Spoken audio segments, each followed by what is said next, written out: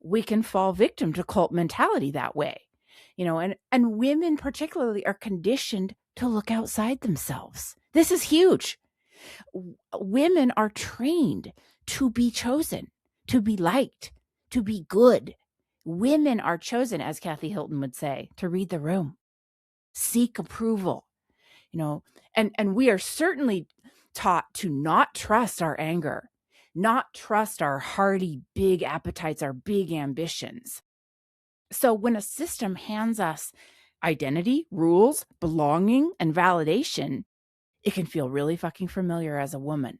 Not healthy. It's not healthy, but it's familiar. And that's why it hooks. And we women are so prone to shame. And shame makes authority really seductive. For me, deep down, I believed I'm simultaneously way too much and not enough. I'm a hot fucking mess. I need fixing.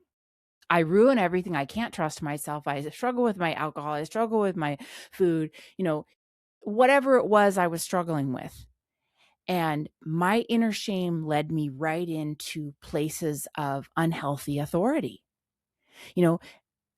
Any person or system that offers me correction, rescue, redemption, that felt really magnetic at the time, even friend groups, and I think for women, especially if you're carrying shame like I was from drinking or disordered eating or any of the things you struggle with, self-loathing, messy relationships, like fucked up stuff can feel really good.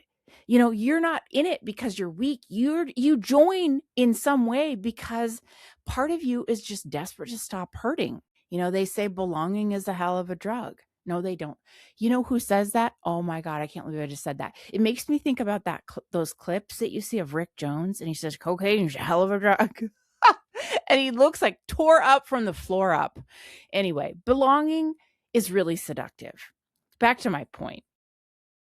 In sobriety and recovery spaces, we beat it into people to get a community. Don't do this alone. And rightly so, because community is powerful. And so is being seen. And, finally finding people who speak your language when you felt alone, the pull can be very strong. Just be discerning on where you go. Look out for those red flags, right? When you are in those vulnerable places. And, the reason I'm doing this whole episode is because, like I've said, community was like 99.9% how I got sober and stayed sober. But yet two things can be true. I had to get really clear on what my red flags were and my self-trust and discernment, and recognize this part so that later, now my spidey sense goes up when I see it play out in other areas of my life. I'm like the fucking Sherlock Holmes of cult behavior because all this was so eye-opening to me.